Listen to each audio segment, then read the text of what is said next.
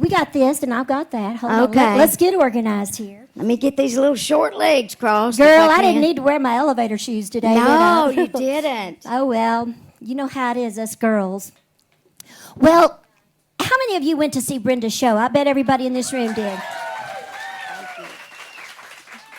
Well, I was there too. You know, Brenda, wherever you are, I'm going to be because I have loved this woman. I mean, what's amazing is I was just a kid when you were inspiring me, and you were just a kid too. I used to be up in my room when she would sing I'm Sorry, and I would... Do you have a hairbrush? No, I did have a hairbrush, and I had it timed out when I got to the recitation. I would wind up to my little nightstand, and I would write a letter. I'm sorry. I'm sorry. And by the end of the song, I was staring at the window. You know, thank you. I love you so much, and I know that I'm just one of the many that have been inspired by you. There's just thank you. no one like Brenda Lee. I appreciate that. Thank you so much. Thank you. And let me say before you say anything else, what I do is such a dream, like you had as a little child. And thank you all for letting me have my dream, because it's only because of you that I did. So thank you. Well, you know, Brenda, I'm originally from Memphis. That's where I grew up. And I know that you have got to have a story about Elvis Presley. Did you ever meet Elvis? I did. Elvis and I were really good friends. And the first time that I met him, I was in my office because I still do. I still sign all my fan mail. And I was signing, you know, fan mail and stuff, and the phone rang, and my girl came in, and she said, it's the phone, Brenda. I said, no, I'm busy right now. I'm trying to, you know, get through it. She said, I think you might want to take this call. And it was Elvis. And he said, I'm downstairs in my limo, and he said, my favorite song is Sweet Nothings. Oh, my God. And he said, if I sent my copy up, would you autograph it to me? So that was my first introduction, and then later on, I went to Graceland. I went to Las Vegas to see him. I went to his sessions. We were good friends. A lot of the Memphis Mafia. Yes. When Elvis would get mad at them, I would hire them till he made up with them, and then they'd go back to Elvis. So yeah, we were close. You remember Lamar Fight? Oh yes, well, absolutely. Lamar hated the monkey that Elvis had. Oh, yeah. Yeah. So Lamar would, you know, he didn't like the monkey. So anytime anything happened to the monkey, Elvis would fire Lamar. And then Lamar would come and I'd hire Lamar. And then when Elvis got over being mad about the monkey, he'd take Lamar back. So That's hilarious. that's our story. Now, how old were you then? Probably 13. Oh, my 14, gosh. somewhere That's along in every there. girl's dream. Yeah, That yeah, is but he amazing. was just, it was my sister that had the huge, big, like, female crush. I had the talent crush. The music Yeah, crush. because I knew even then that he had and was going to change the tapestry of our musical world. Whatever that might have been, and we all know what that was. Exactly. I just knew that I was standing with someone very special. Right. I mean, there are great singers, there are great songwriters, but every once in a while someone comes along, like you said, who changes the tapestry of music. And Absolutely. he was one, and Brenda, you were one too, and I think he recognized that. Well, he was just the sweetest man. I remember the first time we worked together was December the 13th, 1957. Really? And Just happens to have the exact date and time and what hour it right was. before he was going into service, and we did the Grand Ole Opry. Oh. And they told him to keep his day job. Oh, my gosh. And he sang bet that Blue hurt his Moon feelings. of Kentucky, and that's all right, Mama. Oh, I love both And of those. yeah, and it was all right, Mama, when he got off that stage. I'll tell you what, he was. Everybody loved him. Now, did Elvis influence you? Like, you know, you're one of the few people who's won so many awards in different categories, like the Rock and Roll Hall of Fame, the Country Music Hall of Fame, the Rockabilly Hall of Fame. Did he influence you in that rockabilly style at all, or is that? No, actually, I was recording way before Elvis recorded, and I made it a point not. This is going to sound crazy. Okay. Because when I'm a fan of somebody's, I am really a fan. And before I know it, I'm singing like them. Seriously, I did a whole album once. Does anybody here know Nancy Wilson? Oh, Do you know that singer? Definitely. Did a whole album once. And I'm just a singing. And we get through, and Owen Bradley, the great producer Owen Bradley, who did Patsy Cline and Loretta Lynn and Kitty Wells and Katie Lang and me and Conway, everybody. He did everybody. He said, I want you to listen to this playback. I said, okay. I thought it was really good. And he said, I just want you to listen. I sounded just like Nancy Wilson. So I had to do the whole thing over again. So I learned, don't listen to who you like. Yeah, that's right. Not me. Yeah, because I'll find myself reflecting things that I think they do great. Well, that's interesting. Well, that's the artist in you. That's just how Well, you. thank it you. really is. Nobody's ever said that. Everybody said, well, what a shame. So thank you for that. I think it's the artist in you. No, I mean that just shows like this deep love so much that you can just get into it that deep. Yeah. Oh my gosh. Just loved it. And I love Nancy Wilson too, Sarah did. Vaughan, all those great ladies. I loved Ella Fitzgerald. Yeah. She was one of my very best friends. But the love of my life was Mahalia Jackson. That was the love of my life. Did you ever get to meet her? Yes, I did. Oh my gosh. And I got to love meet her. I got to see her perform in person, and it was just. I know what going to heaven means because I just felt like I was transported with the angels when I heard her sing. Her soul is so deep. It's Just so wonderful. deep. Well, let's take a little bit break right now. Okay. I'm Deborah Allen. This is All Access Pass TV right here on the Country Music Cruise. We're going to be right back with Brenda Lee. Let's hear it, y'all. Thank you. Hey, I'm Deborah Allen. This is All Access Pass right here on the Country Music Cruise. Now, let me tell you, people love Brenda so much, we had to stop the show for an autograph session. Brenda, who you got there? I've got Lynn. All right, Lynn, I've got. Where are you from, Lynn? Here, I'll From hold it. Connecticut. Okay. I'll hold that while you sign it. Okay, I'll put this to Lynn. Lynn. And I'm sorry I missed you the other day. They made me leave. That's what's so much I fun. love it. Thank you so much. Thank you, Lynn. Yeah, let's hear it for Lynn. That was so sweet. Isn't that precious? That's really great. I'm telling you, you've got a room full of fans. Actually, you've got thousands of fans on this boat. Isn't this a great cruise? It is a great cruise, and I know you're having fun. You have to have having fun. And I'm having just as much fun because I'm getting to see my friends in the industry that I don't ever get to see. I know you were talking Charlie Pride And they last night. can't get off. They got to do the shows. Exactly. Yes. And so they can't get away from me. I know. I saw Dwayne Allen and Joe Bonsall of the Oaks today. You know, just sat right down beside him. And yes, I do. pull And up if a I chair. can't catch them on here, wherever we dock, I'll get them. So, yes, sir. Yeah, and because you said in your show that you were going to get out and go everywhere you could go and go to everything you could, and I believe did. it. And I told people, please come up and say hello. Right. I'm only here because of you, so don't be shy, don't be bashful. Come up and tell me a joke I can use in the show. That'd be really good. You've got some great. I'm gonna have to lift a few of your jokes. You got That's some okay. good I jokes. stole them. You can steal them from me. Hey, listen. Now you mentioned that, of course, you got to know Elvis. Yes. And you got to know Mahalia Jackson. Yes. And you were a huge fan of Nancy Wilson. Now there's someone else that I found out that you're really good friends with. Correct me if I'm wrong. Aren't you just real close friends with Elton John? Absolutely. Now, how did that happen? I met Elton. I got my start, believe it or not, in Europe, in England. And I met Elton in 1972, right when he was starting, before he ever had his first album over here. Okay. And we've just remained friends all of this time. Have you ever sung something with him? I want to, and I had the chance to, and it didn't work out. He always told me that he wrote Crocodile Rock for me. Oh my gosh. And then when I go see him in concert, guess what he plays for me and dedicates for me? Crocodile Rock? What? Tiny Dancer. Oh, that's perfect. That is so perfect. I saw him in New York. He was so Isn't great. he fabulous? He was fantastic. And I was sitting there, and I was wondering when the show was going to stop, so tap this guy on the. This guy in front of me to see what time. I said, "Excuse me, what time is it?" And I turned around. These big bug eyes looked back at me. It was Billy Joel.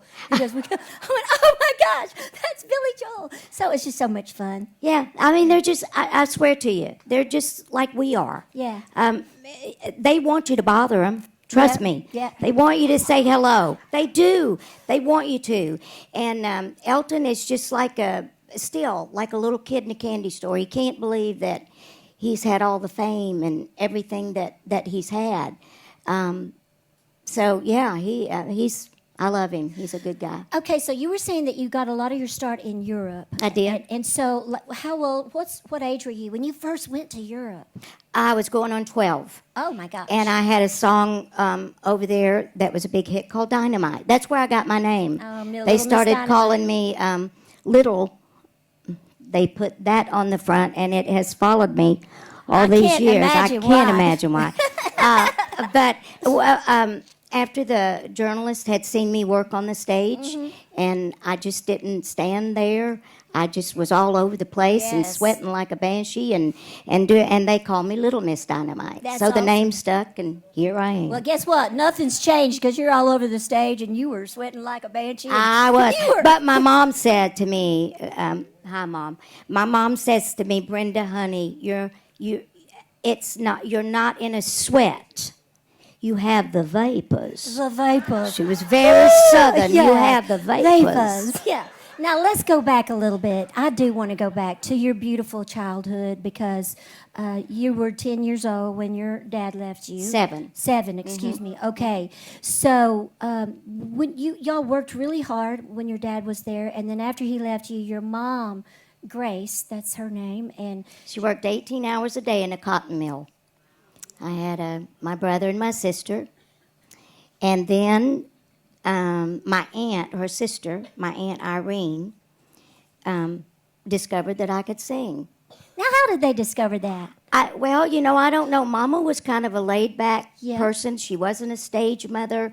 She's very protective, but she just wasn't, the pushy kind. But my aunt was, and so she'd enter me into talent shows, and she'd do this and she'd do that, and finally, it was a beauty/talent show, and if you won beauty, you got money, and if you won talent, you got candy, and we needed that money, and so I won talent, and I hate King Edward peppermint sticks to this day. I do not like them. So I won talent, and I got to be on a TV show called John Farmer and the TV Ranch Boys, WAGA, out of Atlanta, Georgia. Okay. And my pay was, they were sponsored by Borden's Ice Cream. I didn't get any pay, but on Saturdays I could eat all the ice cream that I could possibly hold. That's so right. that was it. So that's how I started. That is so amazing. Now, and then later on. Oh, and then I toured with the Master Workers Quartet Oh. out of Georgia, a gospel Okay. quartet, and I toured with them as well and sang gospel. Okay, so when did Red Foley enter the picture? Red Foley came to Augusta, Georgia, where we were living, and to the Bell Auditorium, which is still there. And I was 9 years old, and my little DJ friend and I used to do a little record show every Saturday morning, Peanuts Faircloth. And he took me and he said, "Would you listen to this little girl sing? I think she's really good." And Mr. Red did, and he asked me to come and do the Ozark Jubilee. Do you remember, any of you, the Ozark Jubilee? Yeah. Remember Red Foley? Yeah. Well, I wouldn't be here without Mr. Red, and I became a regular, moved to... but before then, for a year, my mom and me would get on a Greyhound bus Friday after school, ride all evening, all night long, get to Springfield, do the show, ride all night till almost Sunday night, get up, go to school Monday morning, go till Friday, get on the Greyhound bus, ride, and we did that for a year. That's amazing dedication. Then we got smart and moved to Springfield. Yeah. So I. And look at it now. No, that's a lot of dedication from your mom too. My mom was the best. She was very dedicated. And while she was dedicated to me, she did not leave out my siblings. They came too. Well, that's so wonderful. Mama was. Now, how many siblings do you have? I have a brother, a younger brother, who I tried to sell for a goat. I didn't like him. Now, wait a minute. I got to hear that story. I didn't like him because I was the baby. I didn't like him when he came. I know what you mean. I love being I tried to trade him for a goat one day. I did. But he's precious. He's 5 years younger than I am. What's his name? Randall. Randall, okay. Southern name, Randall Lindsay Addison Tarpley. There you Wow. go. Yeah, he's got a long old name. That's a good name. And then my sister's name was Linda. Linda. Mm-hmm. Was she older than you? Yes, obviously? 3 years older than I am. I'm 72, I think. No, you're not. Yes, I am. There's no way. I am. That's just hard to believe. She passed away 5 years ago. A big loss. And then my mom remarried, so I have another sister now, and her name is Robin. Oh, that's great. So yeah, we have a really good family. That is so cool. And speaking of family, I got a picture here. Look at this picture. Can y'all zoom in on that? This is one handsome boy. I don't know if God meant for 72-year-old women to raise a 14-year-old grandson, but I've done it. Oh, he is so handsome. This boy. He is 14. He wears a size 14 shoe. He's 6 foot tall and weighs 175. I used to do this, and now I do this, but he still knows what that means. You trained him He's right. a good boy. His name is Charlie. Yeah, he is He's very named handsome. after his grandfather. Oh my gosh, he is so handsome. I'm just going Thank to set you. him up right there. He between looks us. he looks like He's his granddaddy. adorable. I can definitely see the family resemblance. Yeah, you know Ronnie. I do. So, I yeah. sure do. Well, now hold on. Okay, we're gonna do this. Let's take us a little break. Okay. And I'm gonna come back and talk about Ronnie. I'm Deborah Allen. This is All Access Pass right here on the Country Music Cruise with the iconic, legendary Brenda Lee. Hey, I'm Deborah Allen with All Access Pass right here on the Country Music Cruise, and it's happening again. We've just got so many fans here for you, Brenda. Aw, thank you. And thank you, darling. I promise I'll sign the rest of them. Hey, listen, wait just one second. This guy here is famous on the cruise ship. Yes, he is. His name is Album Man. He shows up with stacks of our albums, and I know he's got a stack that tall on you. He's got everybody's. He does. His overweight for this trip must have cost a fortune. He doesn't Yeah, have let's any. hear for Album He doesn't Man. have any clothes, but he's got plenty of music. Plenty of albums. Thank you, Album Oh, my Man. gosh. Well, we were just sitting here looking at Charlie, your grandson, that you're now bringing up in the world, which that's wonderful to get to go there again and bring him up. That's so cool. And he does kind of look a lot like your handsome husband. He does. Ronnie. He does. Have y'all ever seen Ronnie? Oh my gosh, he's one of the handsomest men in town. My husband's real handsome too, don't you think? Oh, I do think. Raymond I Hicks. do. Raymond is so Yeah. handsome. My husband is 6'4". He I've is. never seen him, but he's 6'4". I talk a lot to his armpit, but he is 6'4". And Charlie, I said if I'd have had a boy, that's probably what he would look like, because both of my girls are like 5'9". Wow. And but if I'd have had a boy, he'd have probably been 3'2", or something like that. 2 foot Fred. Charlie's carrying on the tradition, so that's good. Well, let me ask you this: is it different raising a boy than raising a girl? Yeah, they're strange little creatures, aren't they?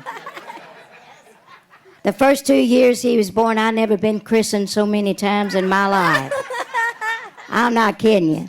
That is so Yes, funny. they are different. You throw a pair of blue jeans or shorts and a T-shirt and some tennis shoes, and they're out of there and gone, and that's good. They don't give you. They don't pout. They don't hold grudges like us girls, and they just they're just sweet. Well, hey, something just popped into my mind, just clear out of the blue. Has nothing to do with Charlie. Has nothing to do with Ronnie. It's just, do you know somebody named Hector the Collector? Yeah. Who would that be? Well, Shel Silverstein gave me that name. I love Shell. Don't you love Shel I Silverstein? love him. I am Hector the Collector. There's nothing I don't collect. And my husband came in the other night and he said, Brenda, if you hang one more thing or set one more thing on a table, the house is going to collapse in around us. Whereas most people would have like a coffee table, and you might have like 4 or 5 things. Honestly, 60, 70, I'm awful. Now, one thing that I heard that you do like to collect is dollhouses. I do. And how did that get started? I bought the first dollhouse for my girl, Julie, my oldest girl. She's so pretty. Thank you. And she just kind of played with it, like a couple of times. And then I got to playing with it because, I never had a dollhouse when I was little. And so people would come over and I'd be playing in my dollhouse and they'd say, where are the people in your dollhouse? And I said, I don't have any people. I'm the people. And I'm the person in that dollhouse. So, I love dollhouses. At last count, I had 32. Are you kidding? Yeah. So you must collect a lot of miniature furniture. I do. I collect anything miniature. Now, how do you find this stuff? Where do you find it? Everywhere. Do you like to go to antique shops? Yeah. Or order online? I don't get online because I don't know how. Well, and I would be dangerous. I would be so dangerous. That's a good thing. Yeah, I've never watched QVC or any of those. I would be so dangerous. So my husband said, you can't watch those. Unbelievable. Well, speaking of Shel Silverstein is the person who got me first started writing songs. That's right. He was your mentor. He's my songwriting mentor. Yes, he is. So I didn't know that he's the one that named you Hector the Collector. Hector the Collector. And then he wrote a poem about it. Yeah. Where the sidewalk ends. Where the sidewalk ends. Are y'all familiar with Shel Silverstein books? Oh my gosh, he was so amazing. Oh gosh, he was so good, and I loved him so good. I did too. I mean, any guy that goes barefoot and lives on a boat in Sausalito. Exactly. I mean, you can't be all bad. One time I saw him in a suit, and he said, "Don't you ever tell anybody you saw me in this suit." Yes, he talked like that, didn't he? Yes, he did. He and did. made the worst demos. Yeah. A demo is like when a songwriter will send you in a song that they want you to record. There's 2 people that make the worst demos in the world. Shel's one. Do you know the other one? Who? Kristofferson. Oh, yeah. As long as you got a picture to look at of Kris, just play the song. It's Hey, okay. yeah. But it's just him and that guitar, and he's just going, and I'm like, where's the melody? Exactly. Where's the songs, the lyrics. Yeah, but the lyrics will get you. Okay, now, so tell me, do you have a good Kristofferson story? Kris is actually, you're not going to believe this. My father-in-law was in the contracting business. And used to go out, like say if you had a fire, he would go out and he'd be the contractor to, rebuild your house. Kris did roofing for him when he first came to town. I am not. And then I was going to a session one day, and we always went in at the Quonset hut on 16th in Nashville, and you always went in the back door, and it was locked, and this guy was out there sweeping. And I was trying to open that door, and he said, "Pardon me, this is a closed session." I said, "Yes, I know it is, but I need to get in there." And he said, "I said it's a closed." I said, "I know it. It's my session. I'm trying to get in there." And it was Kris. I couldn't believe it. That's hilarious. And that is amazing because he was a brilliant thinker, and he started out sweeping. He did. Roofing, sweeping, whatever he could do. I'm telling you, but that says a lot about Kris. So what I was saying is my first #1 country record was a song that Kris wrote called "Nobody Wins." Wow. So. Oh, my gosh. That kind of got me in another career. I'm glad we talked about Kris because I didn't Me realize too. that. That's amazing. Yeah. Mm-hmm. So we've known some great poets in our time, haven't we? And I've had, like you, who have shared your wonderful creativity with me. When you sing a song, and I'm not a writer. I can write poetry, but I can't play music, so I don't write. And I can't read music. I don't know one chord from another chord. But if you hit it, I can get it. But Got that right. came out good, didn't it? It did. I like that.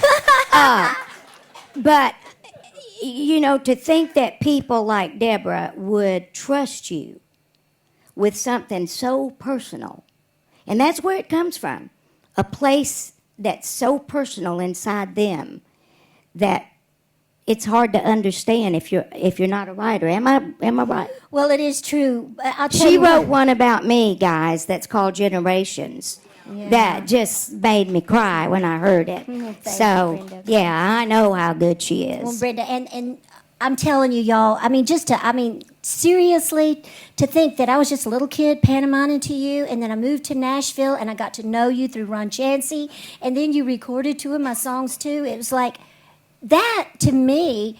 It's so surreal, and then that we really became great friends throughout the years. I did a song of hers, and everybody knows my reputation. I'm going to celebrate. I think I just did celebrate it. My 53rd wedding anniversary. My mama wouldn't even, thank you. 53. My mother would not let me single date. I had my first single date with my husband, and I thought I better get him. I'm the only single date I'm going to have. I better catch this one while I can. He was a good one. He was a good one. So I forget where I'm going with this. You were talking I was about bragging your on song. you. Yeah, let's stay on that. I one. was. I'm teasing you. No, but when somebody gives you something from the depths of their being, it's so personal. And when a songwriter gives me a song, and Deborah gave me this song called Goodbye Love, and my reputation was as such that I didn't say bad words, but there was a bad word in it. There was a choke. You're supposed to get choked up and say, damn. Yeah, you're just supposed to say, damn. It's just like... And I was like, I can't say damn. My fans will kill me. She I can't called say me damn. from the studio. I did. She called me from the studio. She's like, Debbie, get over here. I want to do your song, but I can't say damn. And I'm like, Brenda Lee's cutting my song. I go, yes, you can, Brenda. You can say damn. You can do it. No, I can't. You need to get over here. You need to say it. And I go, I'll be right there. So I get in there, and I start trying to say it. And then I go back out there and said, now, Brenda, that does not sound like you. You just got to say it. So I think you did. I did. I said damn. And I was so happy. I was so nervous. and it was a hit record, like, so here it I'm is, glad I Brenda said Lee. damn. Okay. So damn. Well, I guess what else, Brenda? I'm Deborah Allen. This is All Access Pass, right here on the Country Music Cruise with Brenda Lee.